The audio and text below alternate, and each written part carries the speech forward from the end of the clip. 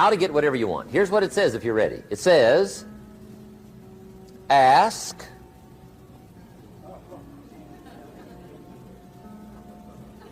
That's it. End of notes. Ask.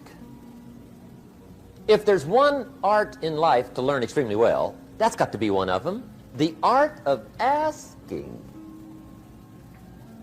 What does ask mean? Ask means, what do you want? And the formula is staggering. It says ask and what? A guy ought to look into that.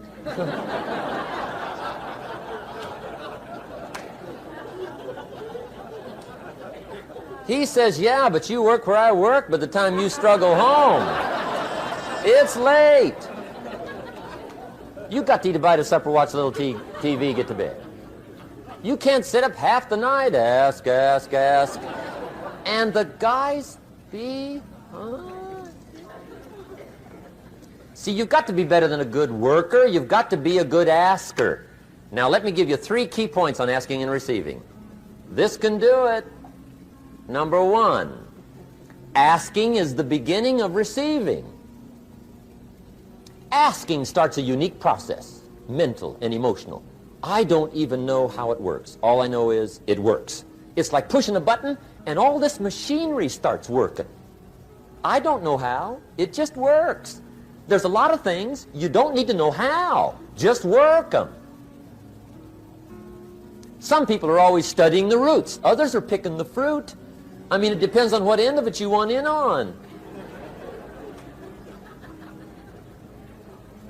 Asking is the beginning of receiving, so start the process. Here's number 2. Receiving is not the problem. Receiving is automatic. Now, if that's true, receiving is not the problem, what's the problem? Failure to ask might be one of your major problems. I don't know. Check it out.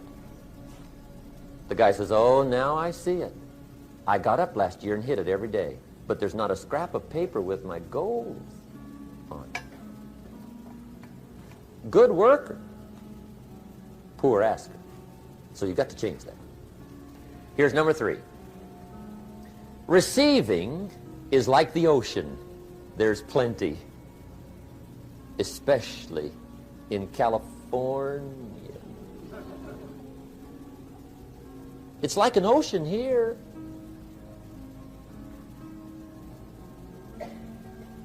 Success is not in short supply. It isn't rationed, and you stepped up to the window and it was all gone. No, no, no. It's like an ocean here. Now, if that's true, what's the problem? Well, some people go to the ocean with a teaspoon. Have you got the picture? See, what you want to do in view of the size of the ocean is trade your teaspoon for at least a bucket, and you'll look better down at the ocean. Kids won't make fun of you, right? Okay. Now, there's 2 ways to ask, and we'll wrap up goal setting. 2 ways. Here's number 1. Ask with intelligence. It didn't say ask intelligently, but I'm sure it meant that. Don't mumble. You don't get anything by mumbling. Be clear. Be specific. Intelligent asking means how wide, how high, how soon, when, what size, what color, how much. Define what you want and describe what you want. That's powerful. In the weekend seminar we teach, goals become like a magnet. They pull you that direction. And the better you describe them, the more they pull. So ask intelligently. Here's number 2. Ask with faith. That's the childish part of the equation. Believe you can get what you want like a child. Not an adult. Adults are too skeptical. So the formula really reads, make plans like an adult and believe in them like a child. And the most incredible things will happen. Just try it for 90 days. Just try it. You can always go back to the old ways. Just try it. Just 90 days, 90 days. Now here's the last qualifying phrase on goal setting, as we promised to qualify everything. And it simply goes like this. Remember, you won't get everything you want. And we've already studied the reason for that. Simply, sometimes it hails on your crop and rains on your parade. It's that kind of planet. So you won't get everything you want, but if you will work this goal-setting formula, you can get plenty for wealth and happiness. Now let me give you a little simple formula for goal setting, okay? We take 2.5 hours on the weekend for the whole 10-year plan. We don't have time for that tonight, but let me get you started with a little simple formula Mr. Schoaf gave me, and maybe this will be helpful. First of all, I've divided goals into 2 parts. First is long range. Long range goals. That's your dreams. Your dreams for the next 3, 5, 10, 20, 30, 40 years. Actually, the rest of your life. Your dreams. You've got to keep dreaming. Ronald Reagan, president, said to the joint session of Congress a few weeks ago, "The Republic is a dream." And if we don't keep dreaming, we will lose the Republic. Your better future is a dream for yourself and for your family. Where do you want to go? What do you want to do? What do you want to be? What do you want to see? You've got to dream dreams. There's a Bible phrase that says, without dreams and visions, people perish. You've got to have something to go for that inspires the heart and the soul. Dreams. From the children of Sanchez, it says, take the crumbs from starving soldiers, they won't die. Take the bread from hungry children, they won't cry. But without dreams, we all will die. You've got to dream. Don't lose your dreams for yourself, for your future, for your family. The dreams of love and enterprise and travel and doing things, becoming something unique on your journey here. Don't lose your dreams. Do some dreaming. That's long-range goals. You've got to have those. So that's number 1. Here's the second part of goals, short range. Short-range goals. That's your goals for tomorrow, this week, this month, this year, the immediate future. We call these confidence builders.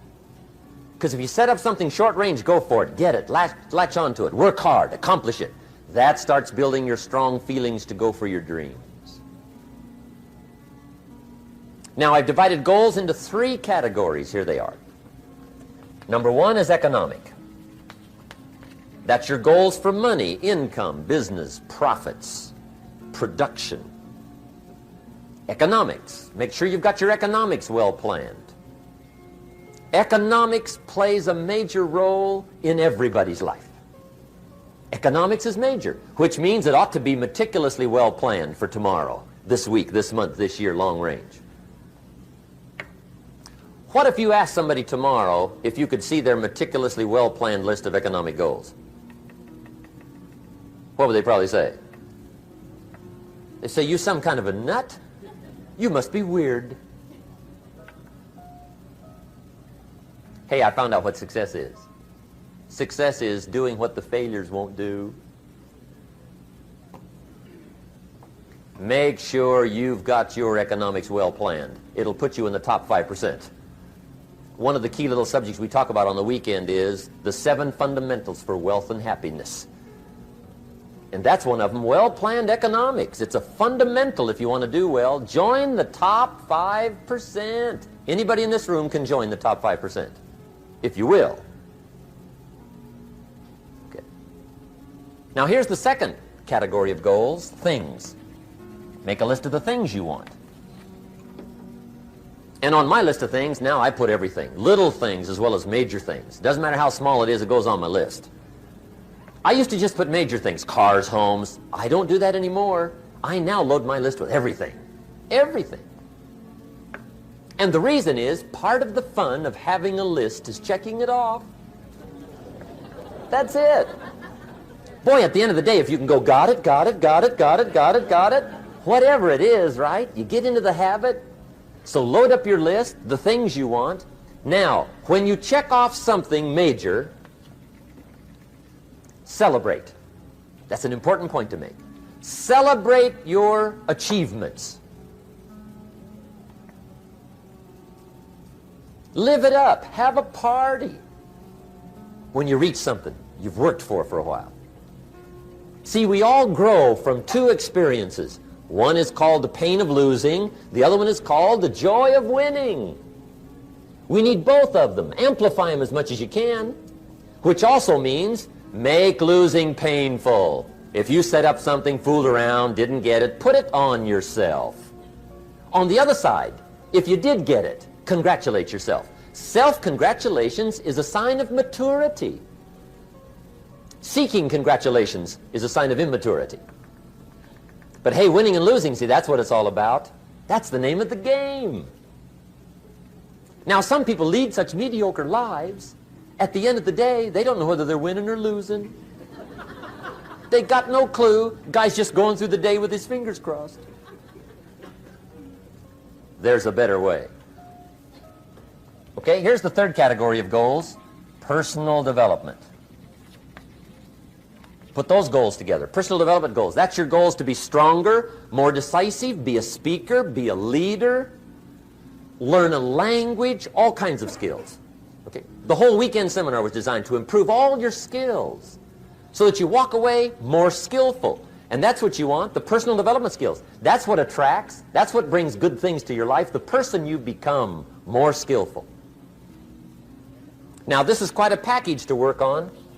Economics, things, personal development. For tomorrow, this week, this month, this year, long range. Okay? That'll get you started. Now, here's the simple formula for setting goals. It goes like this. A, work on your goals. That's step one. Work on them. And I put the word work there deliberately. Setting goals is plain hard work. I don't want to kid you. We haven't come here tonight to kid each other. It's work. I know it's work. That's why a lot of people just let it slide. It's work. Many people work hard on their job, but they don't work hard on their future. They just let that slide. And the work involved is making plans. I know most people don't. I understand that. But don't let that be you. Guy says, well, yeah, you work where I work, but the time you struggle home, it's late. You've got to eat a bite of supper, watch a little TV, get to bed. You can't sit up half the night. Plan, plan, plan. And the guy's behind. Good worker, hard worker, sincere. But you've got to be better than sincere, working hard. You've got to be better than a good worker. You've got to be a good planner. Somebody once wisely said, the people who fail to plan are planning to fail. Well said. So work on your goals. Here's step two. Write your goals down. That's so important. I teach my staff around the world, put your goals in your journal. Because one of the major people you want to study is yourself. So here's the list of goals I put together 3 weeks ago. Here's the list of goals I put together 2 years ago. Here's some of the changes I made, rearrangement of my priorities. I scratched these off. I put these on. I've gotten these. Study your accomplishments. Study what your desires are. Put them on paper. Write them down. Here's another reason for writing your goals down. It shows you're serious about doing better. And to do better, you got to get serious. You don't have to be grim, but you must be serious. Everybody hopes things will get better. Everybody hopes. Poor people hope. That ought to tell you something. It means the future does not get better by hope. It gets better by plan. I used to have the affliction called passive hope. It's an affliction. It's bad. Probably what's even worse than that is happy hope. Now that is really bad. That's bad. Happy hope. The guy's 50 and he's broke and he's still smiling. See, that's not good.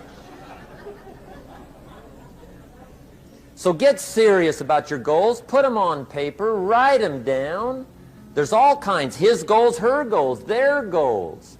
Business goals, financial independence goals, family goals. I mean, there's so many things to work on this that if you don't get busy and work on it, sure enough, the time will pass.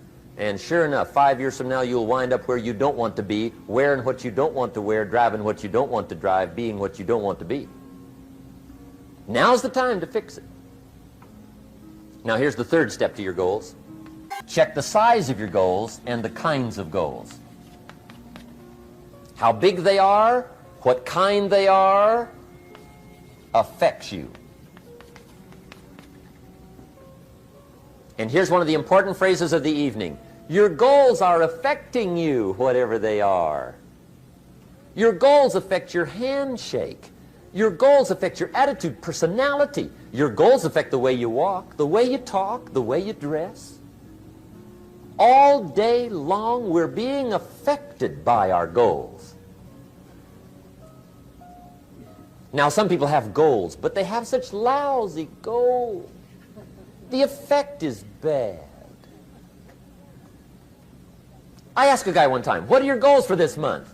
The guy said, look, if I could just scrape up enough money to pay these lousy bills. That was his goal. I'm not saying it isn't a goal. It's a goal, but it's such a lousy goal, the effect is bad. You don't jump out of bed on Monday morning and say, oh boy, another chance to go out and scrape up the money to pay my lousy bills. See, you don't do that. Usually you say, oh, not another Monday.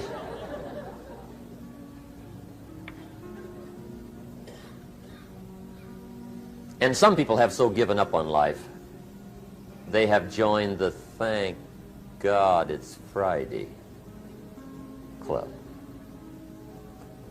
How sad. Surely those are the same people, when life is over for them, will say, thank God it's over.